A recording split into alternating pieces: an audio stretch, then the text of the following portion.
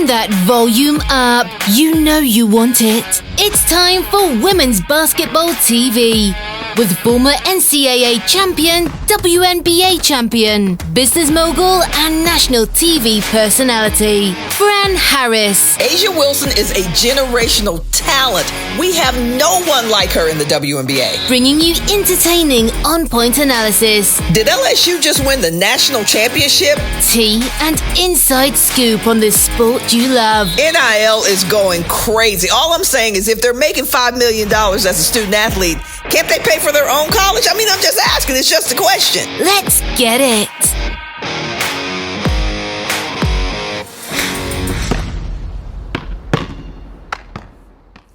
Oh, yeah, it's finally here. You know you are a big brand when I don't even have to put your school's logo on the picture and y'all already know what it is.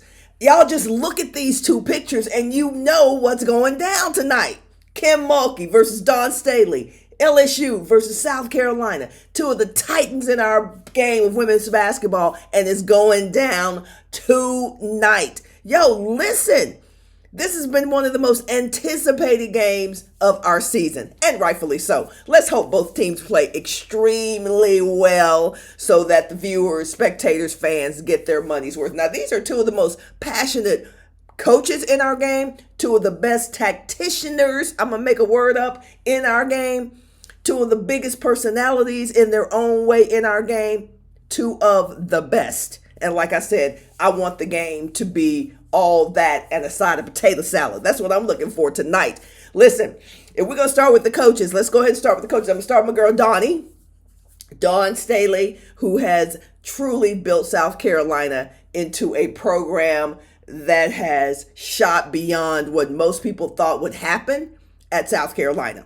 South Carolina was always one of those competitive schools. When I played at Texas, it was competitive. It wasn't on the map when you start talking about the best in women's basketball. Has some great players. I'm going to give a shout out to Shannon Pee Wee Johnson, some other Khadijah Herbert. I played with her in the USA national team in the 80s. Some great players have come out of South Carolina, but nothing like what we've been able to witness in Dawn's era at South Carolina. So we know what's going down. We know that South Carolina has been the most consistent team. Even when coach didn't feel like they were playing well, they've been the most consistent team in playing at the top of their game. They are still undefeated. Let's keep it a buck. They are still undefeated and still are the hunted right now. All right. So that's South Carolina. Kim Mulkey, we know, one of the most hated coaches in women's basketball. Y'all be tripping on Kim Mulkey, but I get it. Outspoken, brash, sometimes a little ill-advised. Let's keep it a buck on Kim Mulkey. But because she is one of the greatest coaches in our game, you can never take that away from her. You can separate the craziness on the sidelines, the technicals, the ill-advised statements, the things that y'all wish she had done differently. But Kim Mulkey is one of the top 5 coaches in women's basketball. And that's why I'm glad she's also facing one of the top 5 women's basketball coaches and teams in women's basketball. If you can tell, I'm a little giddy. I'm actually a little giddy doing this video because this is what the fans want to see. The tickets, $3,000. I mean, if I could get to South Carolina, I legit would go to to LSU to watch the South Carolina LSU game. I would definitely get on a plane and go just to be courtside to see the antics, the shenanigans, the fandom, to be online watching it as I'm at the game. I would love to do that, but I'm gonna have to settle for watching it courtside from my television like most of y'all. But I know it's going to be a great game. So let's talk about these great coaches. Dawn Staley, what I love about Dawn Staley is this. Listen, last year, as y'all know, those of y'all who are just joining women's basketball fandom, South Carolina was a favorite to win the 2023 NCAA title, and they were upset by Iowa.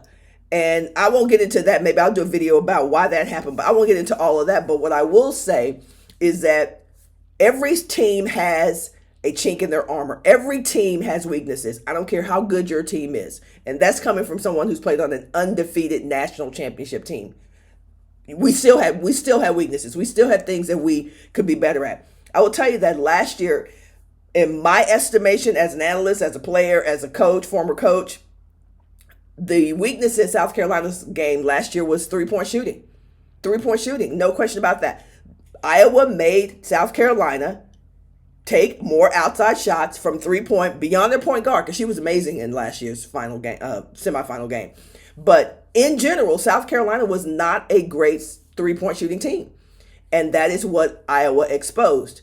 To Dawn Staley's credit, extreme competitor said, you know what we not going to do is have obvious weaknesses in our game. Went out, got Pow Pow. You got other players on the team who were playing very well, but Pow Pow was the missing link.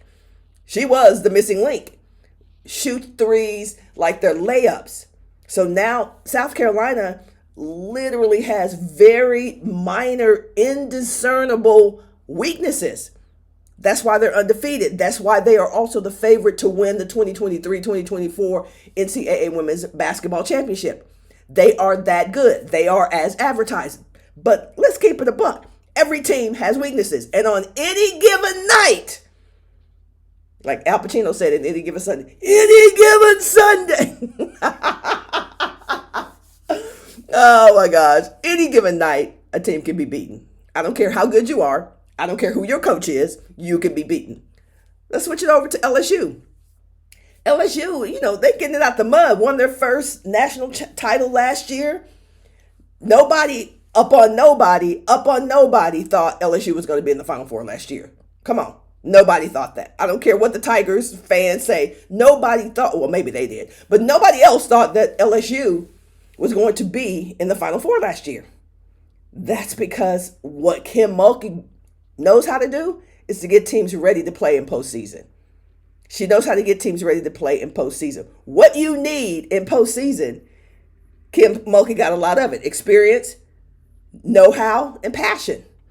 That's what you need in the postseason. That's why they're sleepers. That's why there are teams that people are like, what? How did they get?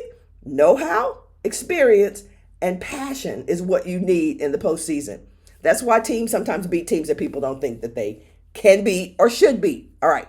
So Kim Mulkey got her players playing. We know that. A little adversity. Angel Reese early. Had some Flage mama and Angel Reese mama getting into it. We had some drama. We had some beef, some mama beef. We had some players beef.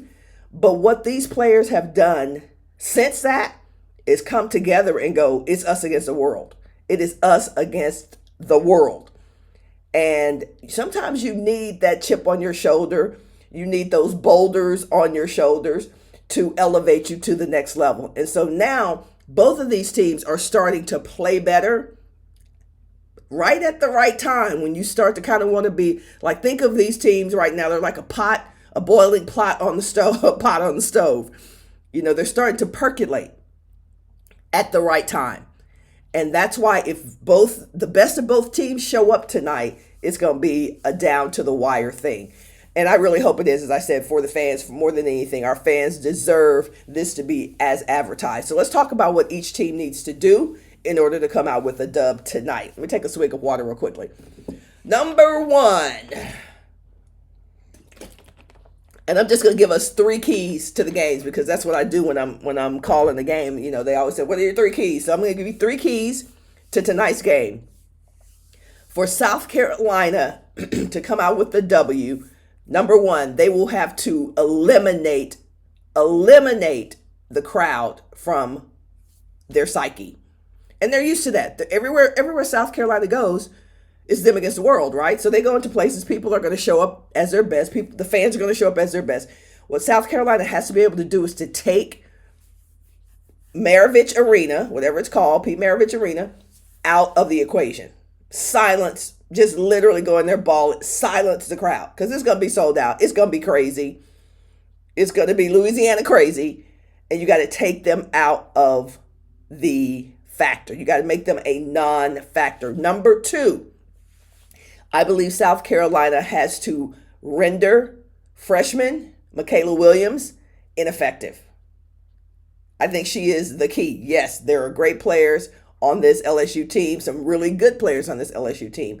But what you don't need is for the veterans, Angel Reese, Morrow, Flage Johnson, and then the others, to be playing extremely well and then get literally otherworldly performance from Michaela Williams. because she can go off for 40, and we know that. So South Carolina needs to make this feel like a big game for Michaela Williams. However they do that, I believe is key. The third thing I think you have to do with LSU is to take Angel Reese from her double-double machine-making self and turn her into a single-digit performance. That's single digits in rebounds and single digits in points. Angel Reese has been playing really well. Nobody wants to talk about a whole lot of that, but what that woman does on rebounds is spectacular. I mean, I'm looking at her stat sheets last night, and I'm like, is nobody going to box Angel Reese out? She's active. She's extremely active around the boards, and she's a great athlete, so she can jump up and get the boards, but she's smart. She knows where the ball is coming off the rim, so she's going to get it. You got to make Angel Reese a single-digit performer. Okay, those are the three keys for beating LSU in my mind. How do you beat South Carolina? How do you beat a team that has no obvious weaknesses? I've been studying South Carolina for a really long time because these are the questions I have to answer when I'm on television and when coaches call me for their articles and podcasts and all that stuff. So I've been studying South Carolina for a really long time. How do you beat South Carolina? Number one, in your building, Kim Mulkey, you got to get off to a great start. You're not going to get down to South Carolina, and come back and beat them. You're not going to do it. So first key for LSU is to quick start, get out, punch them in the knee. That's what they do in the Mafia. Punch them in the knee, hit them on the knee, and then go to the house. You got to get out to a great start to have a chance to beat South Carolina because they're just too good defensively and offensively to think you're going to get down to them, in 12 points, 10 double figures or whatever, and then come back and beat them. That's number one. Number two, LSU needs to control tempo.